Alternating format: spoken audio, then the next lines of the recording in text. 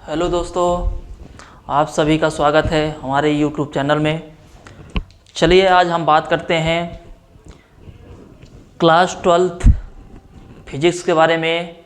जो चैप्टर 1 है वैद्युत आवेश तथा क्षेत्र, जिसको इंग्लिश में बोलते हैं इलेक्ट्रिक चार्ज एंड फील्ड, इसके बारे में हम बात करने वाले हैं। जी दोस्तों, आइए आज हम आप लोग के बारे में आज चार्ज के बारे में बताने चल रहे हैं। पहला टॉपिक जो हमारा है आवेश जिसको हम चार्ज बोलते हैं। जैसा कि आप लोग जानते हैं, जो हमारा चार्ज होता है, आवेश होता है, एक जब हम किसी दो पिंड को आपस में घर्षण कराते हैं, फ्रिक्शन कराते हैं, तो उसमें एक ऊर्जा उत्पन्न होती है। जो ऊर्जा उत्पन्न होती है जब किसी दो पिंडों को हम आपस में रगड़ते हैं, तो उसमें एक गुण आता है जिससे ये पिंड एक दूसरे को अट्रैक्ट और रिपेल करते हैं। आकर्षण या प्रतिकर्षण को होने की घटना इसमें होती है, जिसे हम आवेश कहते हैं। अर्थात आवेश को हम इस तरह से बता सकते हैं, जब हम किसी दो पिंड को आपस में घर्षण कराते हैं तो उसमें आवेश आकर्षित तथा प्रतिकर्षित करने का गुण आ जाता है, तो उसे हम आवेश कहते हैं या चार्ज कहते हैं। जो हमारा चार्ज होता है ये इंस्ट्रिक प्रॉपर्टी ऑफ मैटर, मतलब इंस्ट्रिक प्रॉपर्टी ऑफ मैटर होता है। इंस्ट्रिक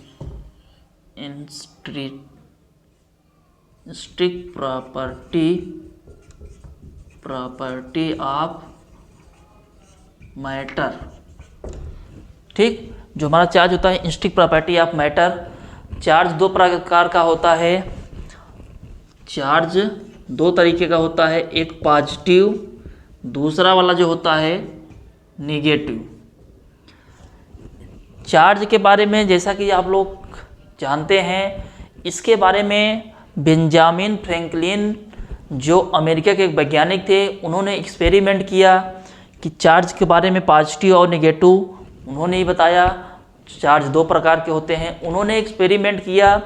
पहले उन्होंने एक कांच का रॉड लिया, कांच का, दूसरा एबोनाइट का रॉड लिया। दोनों को बेंजामिन फ्रैंकलिन ने एक कांच का रॉड लिया, दूसरा एबोनाइट का कांच रॉड लिया। दोनों को आपस में घर्षण कराने के बाद जब पास में लाया तो उन्होंने देखा कि ये दोनों में आकर्षण की घटना होती है। दोनों में आकर्षण की घटना होती है।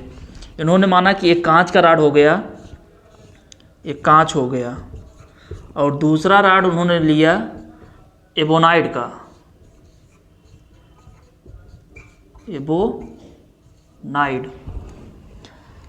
कांच और एबोनाइट को जब आपस में इन्होंने रगड़ने के बाद इनको जब पास लाए तो इनके बीच आकर्षण की घटना हुई, अट्रैक्शन, आकर्षण की घटना हुई। फिर बेंजामिन फ्रैंकलिन ने क्या किया, दूसरा एक्सपेरिमेंट किया। ये पहला एक्सपेरिमेंट था। फिर दूसरा उन्होंने कांच के दो रॉड को लिया, कांच के दो रॉड लिया।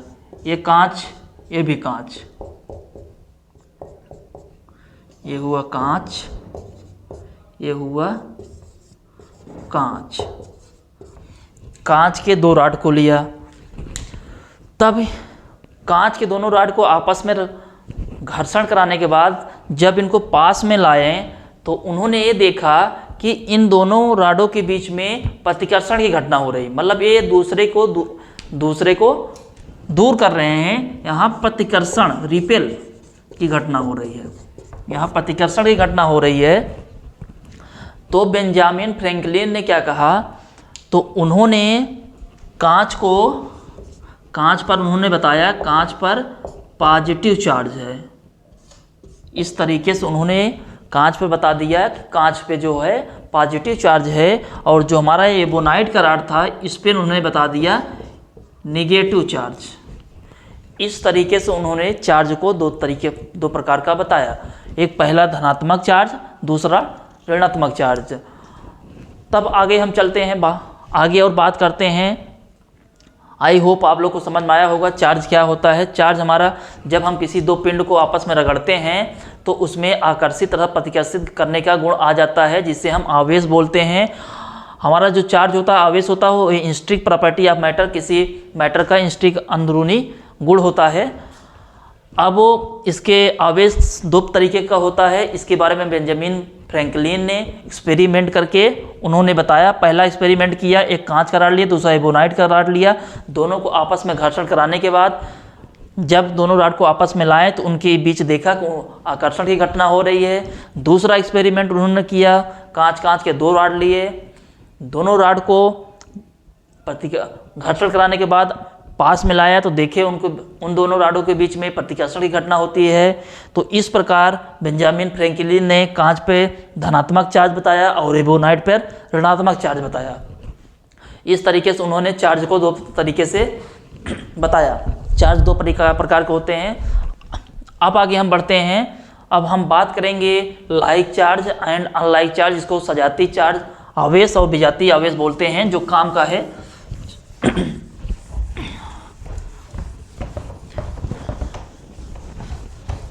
इसके बारे में हम बात करेंगे। अब चार्ज हमारा, अब हम बात करेंगे सजातीय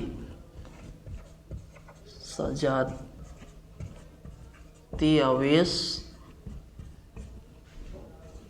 जिसको बोलते हैं लाइक चार्ज। दोस्तों अब हम समझते हैं लाइक चार्ज क्या होता है, सजातीय आवेश क्या होता है। वे आवेश जिनके पास सेम चार्ज हों, ठीक है। जैसे मान लीजिए वे आवेश, वे पिंड जिनके पास समान आवेश होते हैं उन्हें हम सजातीय आवेश बोलते हैं, लाइक चार्ज बोलते हैं। इसमें जो चार्ज होगा, दोनों चार्ज सेम होंगे, या तो धन हो गया, या पॉजिटिव हो गया, या तो निगेटिव होगा, ठीक है। और दूसरा वाला जो होगा विजातीय आवेश,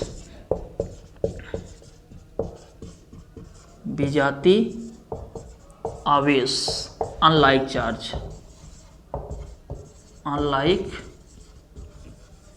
चार्ज।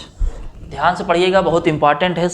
लाइक चार्ज और अनलाइक चार्ज बहुत काम का है। सजातीय आवेश, विजातीय आवेश, जो आपको नीट वगैरह के एग्जाम में क्वेश्चन आपको देखने को मिलेंगे। यहाँ से जो विजातीय आवेश होता है, अनलाइक जो चार्ज होता है, इसमें क्या होता है, वे पिंड जिनके पास अपोजिट चार्ज होते हैं, विपरीत प्रकार के आवेश होते हैं, उन्हें हम विजातीय आवेश कहते हैं। इस घटना में क्या होते हैं, इनके पास एक पॉजिटिव होगा तो दूसरा निगेटिव होगा, या दूसरा निगेटिव होगा तो पहला पॉजिटिव होगा।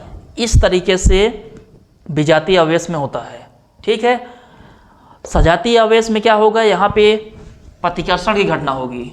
क्या होगी, प्रतिकर्षण की घटना होगी। लाइक चार्ज क्या करते हैं, एक दूसरे को रिपेल करते हैं, ठीक है। और अनलाइक जो चार्ज होते हैं, यहाँ पे अट्रैक्शन की घटना होगी, यहाँ पे आकर्षण की घटना होगी। क्यों होगी, क्योंकि जानते हैं कि जब चार्ज समान होते हैं तो वो एक दूसरे के क्या करते हैं, रिपेल करते हैं, प्रतिकर्षित करते हैं, एक दूसरे से दूर हटाते हैं। और विजातीय, जब विपरीत प्रकार के आवेश होते हैं तो उनके बीच क्या होता है, आकर्षण होता है, अट्रैक्शन होता है। तो इस प्रकार से विजातीय आवेश में अनलाइक चार्ज में आकर्षण की घटना होगी, अट्रैक्शन की घटना होगी, और विजातीय आवेश में लाइक चार्ज में प्रतिकर्षण, रिपेल की घटना होगी। जब चार्ज सेम रहेंगे तो वहाँ प्रतिकर्षण की घटना होगी, जब चार्ज विपरीत रहेंगे तो वहाँ पे आकर्षण की घटना होगी। इसको आप लोग को कंसेप्ट बहुत क्लियर रखना है, क्योंकि आगे बहुत इम्पॉर्टेंट है ये। IIT जैसे, नीट जैसे एग्जामों में आपको बहुत हेल्प मिलेगी अगर ये आपको कंसेप्ट क्लियर रहेगा तो। चलिए आगे अब बढ़ते हैं इसके बारे में। आवेशन की प्रक्रिया है वो 3 प्रकार से होती है, इसके बारे में हम बात करेंगे।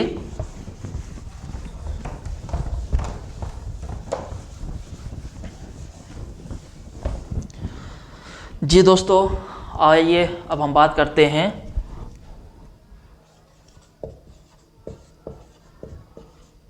आवेशन की प्रक्रिया।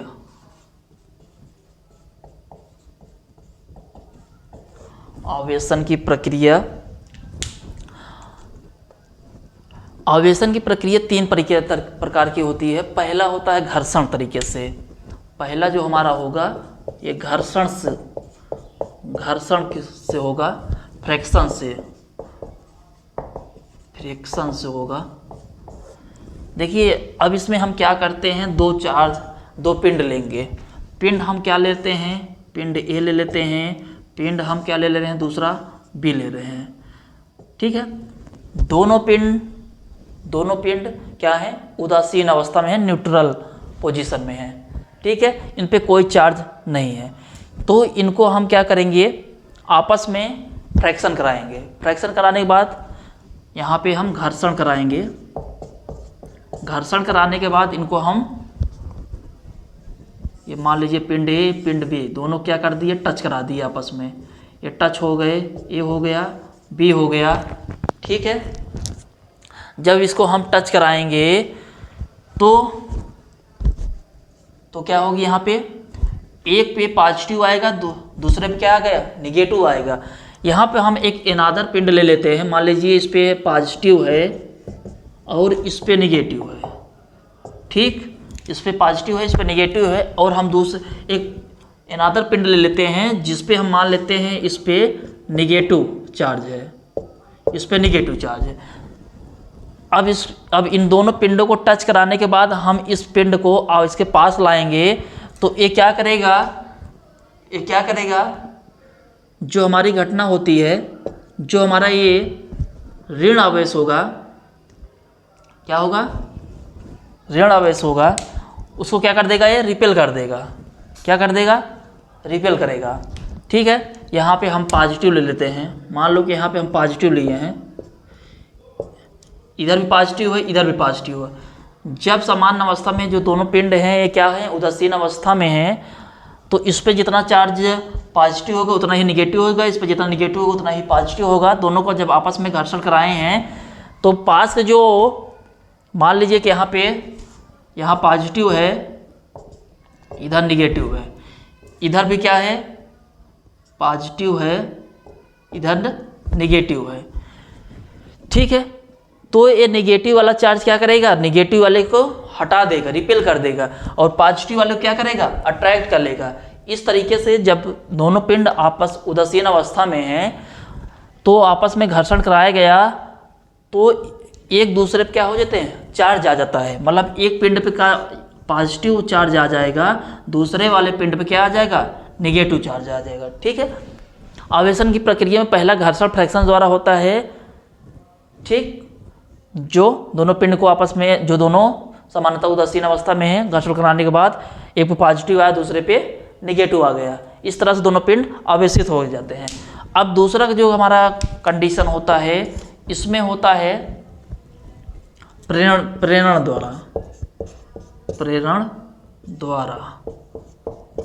द्वारा होता है, जो इसको बोलते हैं इंडक्शन द्वारा। ठीक है, तो इसमें भी क्या करेंगे, इसमें भी हम क्या करेंगे, एक पिंड क्या ले लेंगे, एक पिंड पे चार्ज, कोई चार्ज होगा। इस घटना में, प्रेरण घटना में क्या करते हैं, एक पहले वाले पिंड पे ये पिंड क्या होगा, चार्ज अवस्था में होगा। मान लीजिए इस पे ये धनात्मक चार्ज है, और दूसरा वाला जो पिंड होगा वो उदासीन अवस्था में होगा।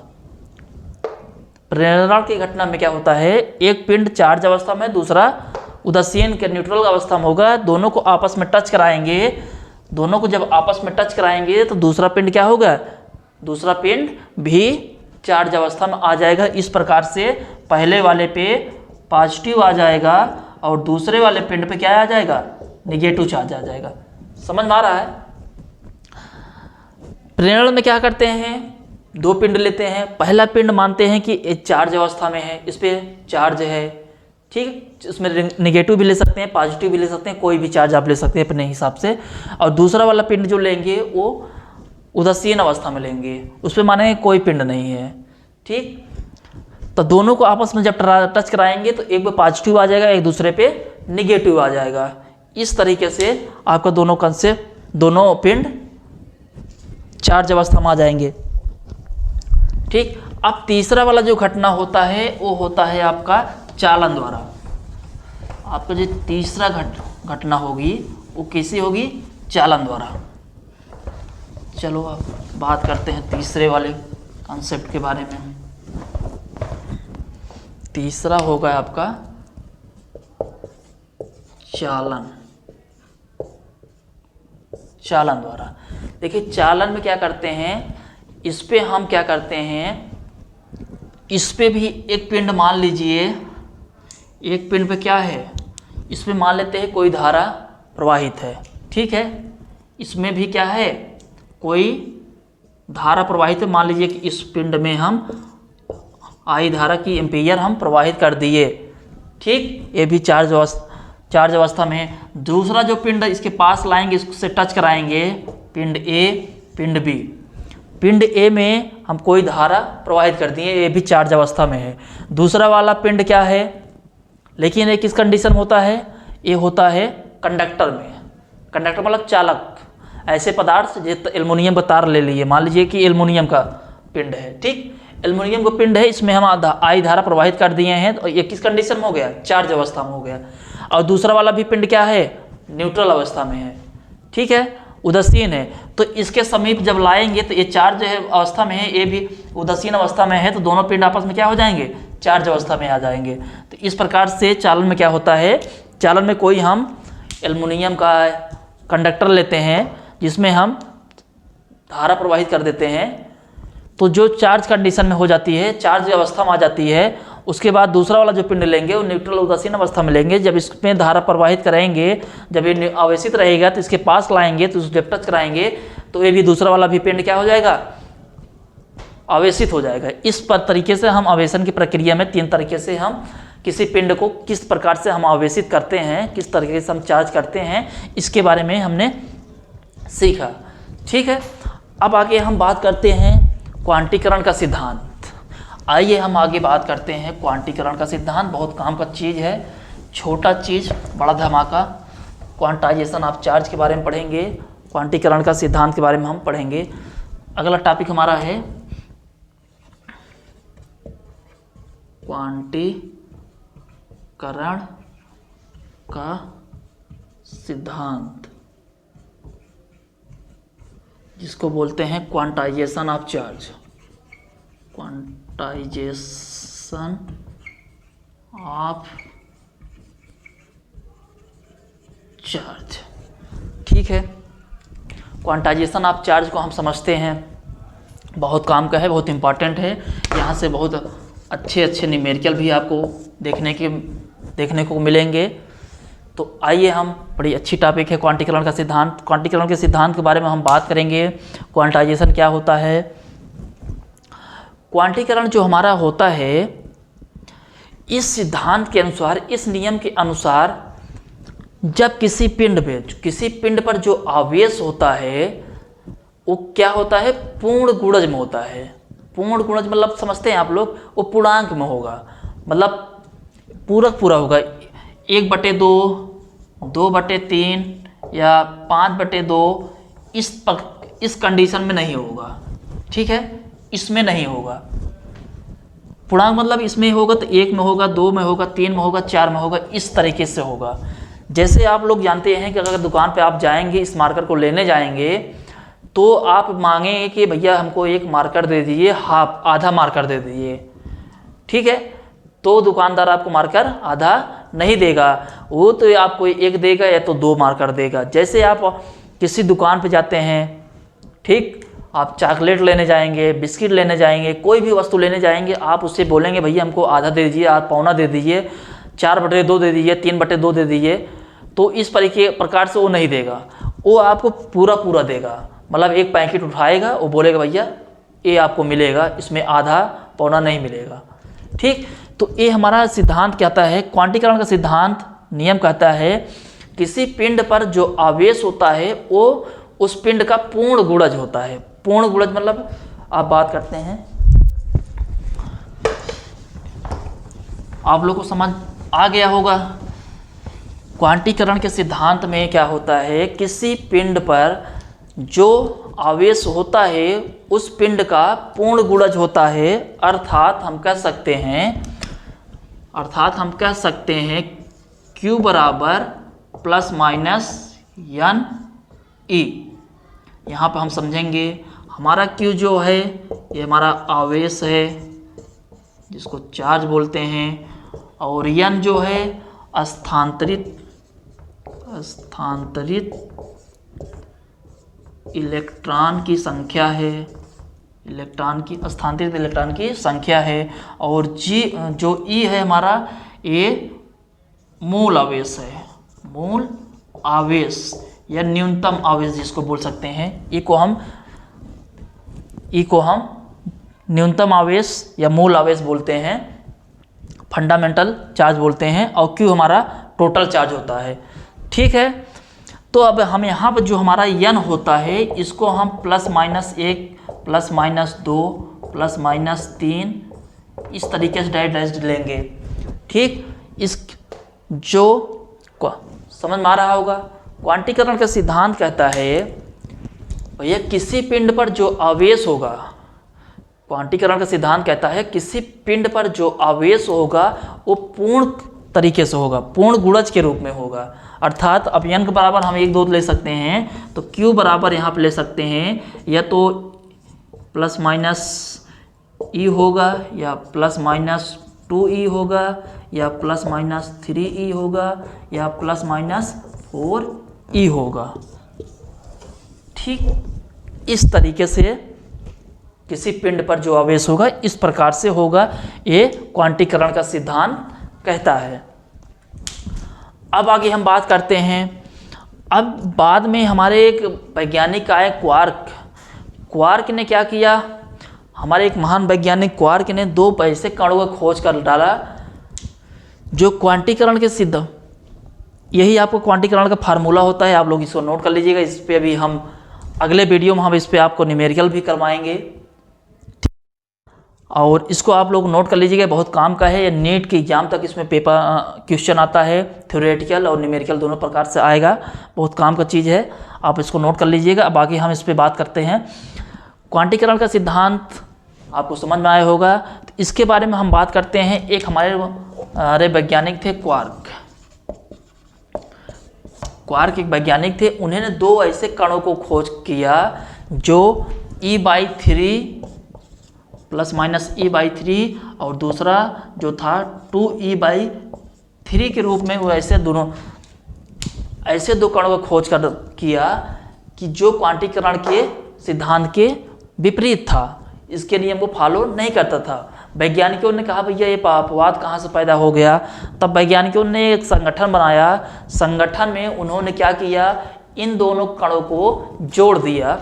जोड़ने के बाद सोल्यूशन मिला, उन्होंने क्या किया, प्लस E/3 प्लस 2E/3, इसके बाद उन्होंने ऐड किया तो 3E/3, 3 से कट गए तो यहाँ पर हो गया E।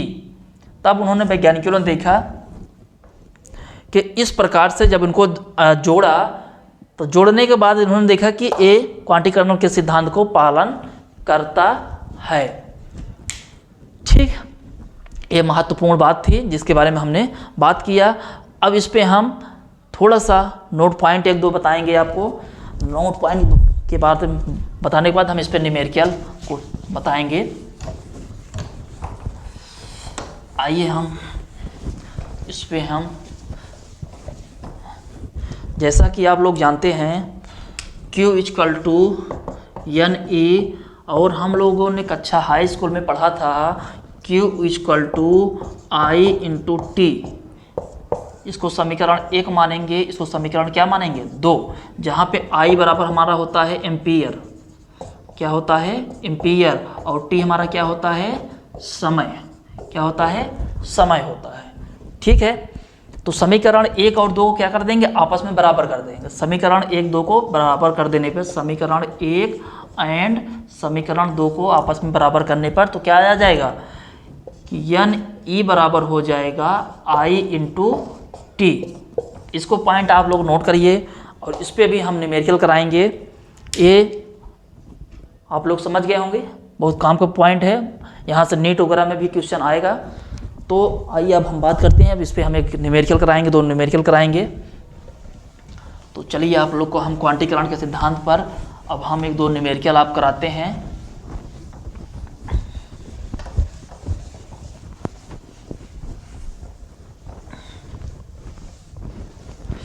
आइए हम क्वेश्चन कराते हैं क्वांटीकरण के सिद्धांत पर।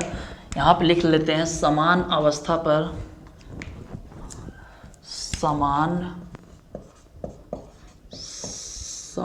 समान अवस्था पर किसी पिंड पर 9 इलेक्ट्रॉन अधिक हैं तो उसका परिमाण और प्रकृति बताइए। ठीक है, आइए यहाँ पे हम क्वेश्चन लिए हैं जो क्वांटीकरण के सिद्धांत पर है। यहाँ पे कह रहा है समान अवस्था पर किसी पिंड पर 9 इलेक्ट्रॉन अधिक हैं तो उसका परिमाण और प्रकृति बताना है। आप लोग ध्यान दीजिएगा, प्रकृति मतलब हमको यहाँ पॉजिटिव और निगेटिव बताना है। जब कभी एग्जाम में, जब किसी भी क्वेश्चन में अगर अधिक कर देगा, अधिक बोलेगा, तो वहाँ उसकी प्रकृति हमेशा क्या हो जाएगी? निगेटिव, ऋणात्मक हो जाएगी। यहाँ पे इसकी प्रकृति हमारा कैसे हो जाएगा? ऋणावेशित हो जाएगा, ऋणावेशित। अगर यहाँ कम की बात करता तो इसकी प्रकृति कैसी हो जाती है? धनात्मक। जब क्वेश्चन में अधिक बोलेगा तो उसकी प्रकृति हमेशा ऋणावेशित रहेगी, जब कभी कमी बोलेगा तो उसकी प्रकृति कैसी रहेगी? धनावेशित रहेगी। तो अब हम बात करते हैं, यहाँ पे 9 इलेक्ट्रॉन अधिक है, तो हम जैसा कि जानते हैं Q = Ne होता है। हमें यहाँ पे इसका परिमाण बताना है। जहाँ पे हमें क्या दिया है? n का वैल्यू दिया है। यहाँ पे n बराबर हो गया है 9 दिया है, और E का वैल्यू हमेशा हमको याद रखना है, आवेश होता है इसका 1.6 × 10⁻⁻19 कूलाम हमेशा वैल्यू लेना है। ठीक है, हमेशा E का मान कितना लेना है? 1.6 × 10⁻⁻19 कूलाम लेना है। तो चलो आप बात करते हैं, यहाँ पे कुल आवेश हमको बताना है, इसका परिमाण बताना है।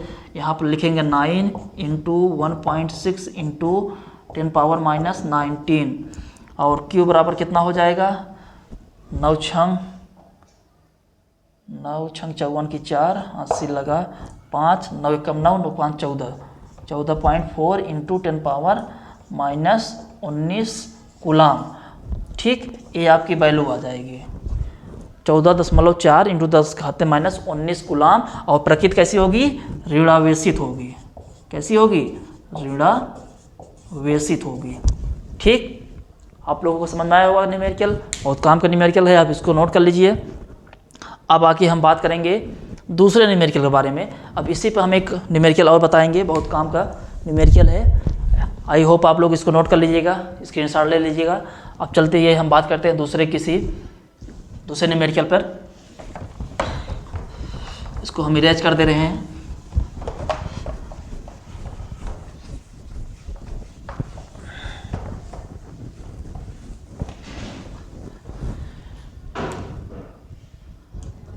आइए हम दूसरा न्यूमेरिकल लेते हैं। अब यहाँ हम लिखते हैं किसी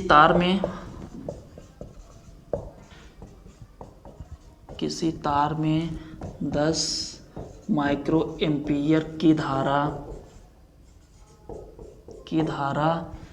5 मिनट तक प्रवाहित की जाती है।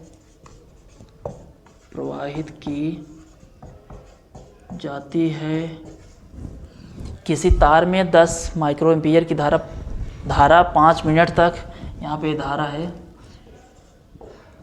किसी तार में 10 माइक्रो एम्पीयर की धारा 5 मिनट तक प्रवाहित की जाती है तो तार के सिरे से प्रवेश करने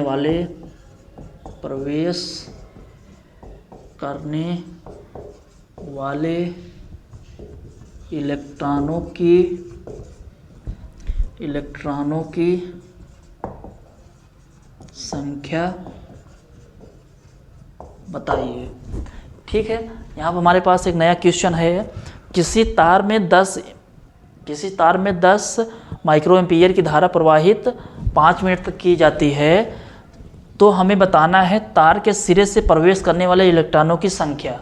हमें यहाँ क्या बताना है, हमें यहाँ n की वैल्यू बतानी है। क्या बतानी है? इलेक्ट्रॉनों की संख्या मतलब n। ठीक है, जैसा कि हम लोग क्वांटीकरण के सिद्धांत में बताया था, n हमारा स्थानांतरित इलेक्ट्रॉनों की संख्या होती है। तो आइए अब हम यहाँ पे फार्मूला जो यूज करेंगे, Q बराबर यहाँ पे यूज करेंगे, हम फार्मूला यूज करेंगे n E बराबर I इंटू टी। ये फार्मूला हम यूज करेंगे। अब जैसा कि आप लोग जानते हैं, यहाँ पर हमारा क्या दिया है, 10 माइक्रो एम्पीयर मतलब हमको यहाँ पे क्या दे दिया है, I की वैल्यू दिया है। I बराबर कितना दे दिया है, 5 माइक्रो एम्पीयर मतलब इसका होता है वैल्यू 10 घाते माइनस 6। I बराबर हो गया 5 गुणते 10 घाते माइनस 6 एम्पीयर। और यहाँ टाइम हमें दिया है, टी का वैल्यू दिया कितना, 5 मिनट। इसको हम कन्वर्ट कर लेंगे किसमें, सेकंड में। तो टी बराबर हो जाएगा 5, 1 मिनट में कितना सेकंड होता है, 60 सेकंड। तो 5 गुणे 60 बराबर हो जाएगा, टी बराबर कितना हो जाएगा, 600, 6 पंचे 30, 300 सेकेंड हो जाएगा। ठीक है, अब हमें ई की वैल्यू हमको क्या पता है, ई की वैल्यू हमें 1.6 इंटू 10 घाते माइनस 19 कूलाम हमको लेना है। तो चलिए, और एन की वैल्यू हमको फाइंड करना है। तो अब यहाँ से हम निकालते हैं एन इंटू ई का मान कितना रखेंगे, 1.6 10 घाते माइनस 19, और आई की वैल्यू कितना रखेंगे, आई की वैल्यू रखेंगे 5 गुणे 10 घाते माइनस 6, और यहाँ पे क्या है, टी का मान कितना है, 300 रखेंगे। ठीक, तो n बराबर अगर हम रखेंगे तो अब हम इसको इधर ले जाएंगे, तो 5 गुणे 10 घाते माइनस 6 इंटू 300 बटे 1.6 इंटू 10 घाते माइनस 19। अब इसको ऊपर ले जाएंगे तो क्या हो जाएगा, पॉजिटिव हो जाएगा। तो n बराबर हो जाएगा 5 इंटू 10 पावर माइनस 6 इंटू कितना हो जाएगा, 300 इंटू 10 घाते 19, ये पॉजिटिव हो जाएगा, बटे 1.6। ठीक है, तो ये 5 चला जाएगा तो कितना, 19 में से कितना बचेगा, 19 में से 6 गया तो 13 बचेगा। यहाँ 13 हो जाएगा, और 13 2 15 हो जाएगा, और इसको भाग करेंगे तो ये आएगा कितना, 3। n बराबर, यहाँ 5 15 हो जाएगा, यहाँ पे 5 यहीं 15, 15 2 13 2 15, यहाँ पर हो जाएगा 15 गुणते 10 घाते 15 बटे 1.6 हो जाएगा। तो अब इसको हम डिवाइड करेंगे तो ये नियर अबाउट कितना आएगा, 9। इसको काटे पीटेंगे तो 9 आएगा ये पे।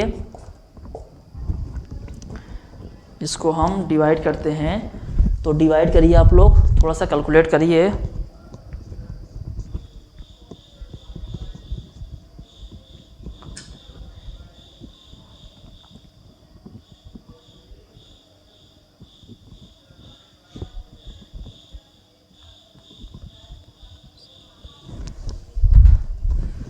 तो यहाँ पर आप लोग जिसको डिवाइड करेंगे तो n वैल्यू कितनी आ जाएगी, 9.37 इंटू 10 घाते 15।